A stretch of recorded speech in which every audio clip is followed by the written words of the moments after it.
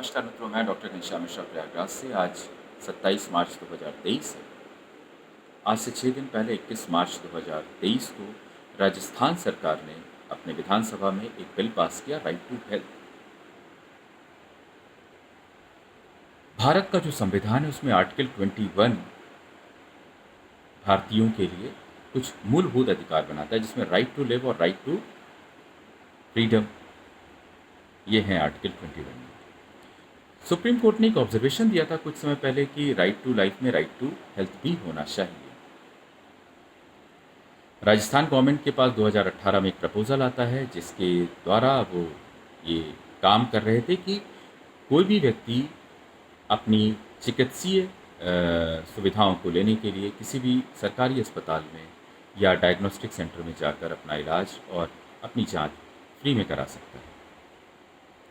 इसके तहत उन्होंने बहुत सारी स्कीम्स भी चला रखी थी, मुख्यमंत्री चिरंजीवी योजना, और जिसमें कि वो 25 लाख तक का इंश्योरेंस देते थे परिवार को, और एक और योजना थी जिसमें कि जांच उनकी मुख्यमंत्री के सहयोग से फ्री में होती थी।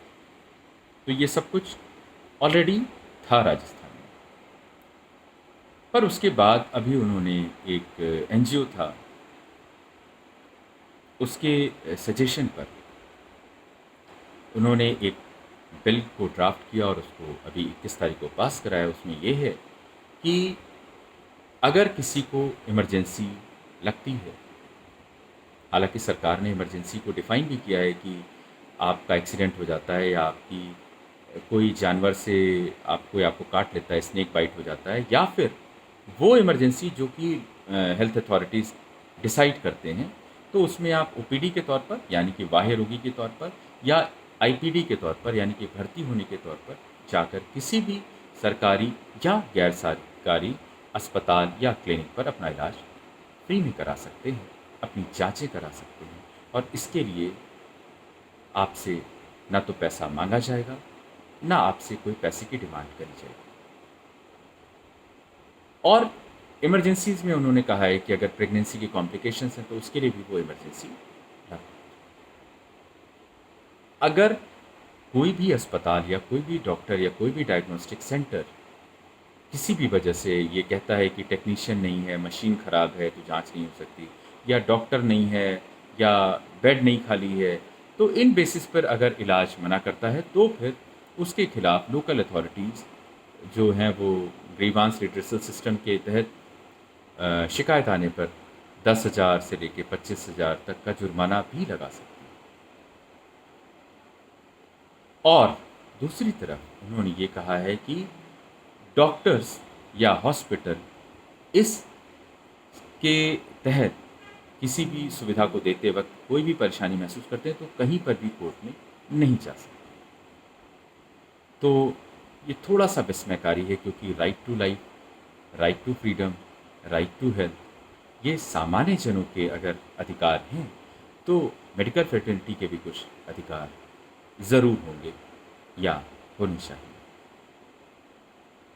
आप सरकारी डाटा अगर देखें तो आज की तारीख में सरकारी डाटा ये कहता है कि अगर 5 लाख करोड़ का हिंदुस्तान का एनुअल एक्सपेंडिचर है हेल्थ पर, तो उसमें से मात्र 33% सरकार खर्चा करती है, बाकी 52% से कहीं ज़्यादा वो इंडिविजुअल या प्राइवेट सेटअप से ले लेता है। तो मुझे ऐसा लगता है कि अगर आपको हेल्थ स्ट्रक्चर को मजबूत करना है तो आप फिर गवर्नमेंट हॉस्पिटल्स में स्टाफ बढ़ाइए, सुविधाएं बढ़ाइए, अवेलेबिलिटी बढ़ाइए, फैसिलिटीज़ बढ़ाइए। और आप अगर ये कहते हैं कि कोने कोने में सुविधा होनी चाहिए स्वास्थ्य की, तो आप जैसे यूपी में हो रहा है अर्बन हेल्थ क्लिनिक्स बना सकते हैं, बाकी चीज़ें करिए।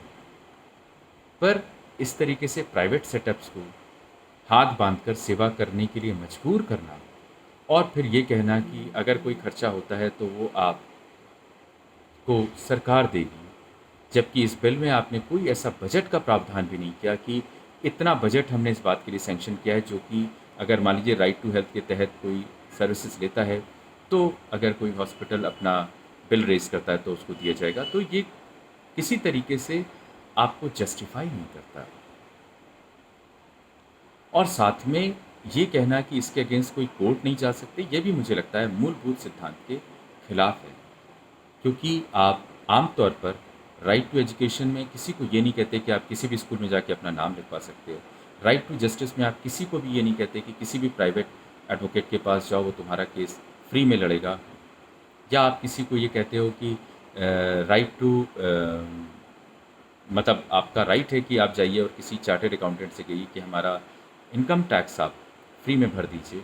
या राइट टू फूड में आप ये नहीं कहते कि किसी रेस्टोरेंट में जाइए और खाना आपको फ्री में मिलेगा और सरकार उसकी भरपाई करेगी। तो फिर ये हेल्थ में ही क्यों? ये स्ट्रक्चर, ये फॉर्मूला विश्व में अगर कहीं पर भी लागू है तो वहाँ पर सरकारी मशीनरी पर लागू है। उस पर आप ये कहते हो कि अगर हम ये कहें कि इस समय टेक्नीशियन नहीं है, सीटी नहीं हो सकता, तो आप मुझ पर केस कर दोगे। आप कहो कि डॉक्टर नहीं है, ये उसका लंच टाइम है, तो आप मुझ पर केस कर दोगे। अब मैं कहता हूँ मेरा बेड नहीं खाली है, तो आप मुझ पर केस कर दोगे। तो ये भी जो नैसर्गिक नियम है जस्टिस का, न्याय का, उसके खिलाफ जाता है। तो अगर डॉक्टर्स इस बात के लिए प्रोटेस्ट कर रहे हैं तो मुझे लगता है कि इसमें कहीं कुछ गलत नहीं है। राजनीतिक अदूरदर्शिता है इस बिल के साथ और उसको दूर करने की सख्त ज़रूरत है। मैं इलाहाबाद प्रयागराज से आप सभी से निवेदन करता हूँ, हमारे जो मेडिकल फील्ड से रिलेटेड दोस्त हैं और बाकी सारे लोग, थोड़ी सी संवेदनशीलता के साथ सोचिए तो आपको पता चलेगा कि जो मांग लेकर जयपुर में डॉक्टर्स इकट्ठे हुए थे, जिन पर बहुत ही बेरहमी से लाठीचार्ज किया गया था, वो वही लोग थे जो कोरोना में 15-15 दिन की ड्यूटी करते थे, गर्मी में पसीने में पीपीई किट पहनते थे। जब आप अपने घर में अपने माँ बाप से दूर रहा करते थे, अपने स्वजनों से दूर रहा करते थे, उस वक्त वो आपके मरीजों के लिए अपनी जान को खतरे में डालते थे।